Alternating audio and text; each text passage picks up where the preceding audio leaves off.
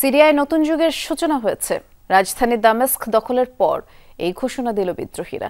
Walton television মাত্র 25,490 টাকায় পাচ্ছেন গুগল টিভি। এক বিবৃতিতে বিদ্রোহীরা দাবি করে, সিরিয়ায় আসাদের পতনের মধ্য দিয়েই অন্ধকার অধ্যায়ের শেষ হলো। এ সময় প্রেসিডেন্টের পালানোর বিষয়টিও তারা নিশ্চিত করে। জানায়, বাশার সরকারের প্রধানমন্ত্রীর অধীনেই চলবে প্রশাসনিক কার্যক্রম।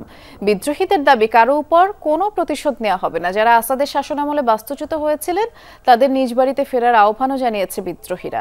আর যোদ্ধাদের বেসামরিক স্থাপনা থেকে দূরে থাকার নির্দেশ দিয়েছে বিদ্রোহী গোষ্ঠী HTS প্রধান। পাশাপাশি উদযাপন নিয়ে বাড়াবাড়ি না করার নির্দেশ দেন।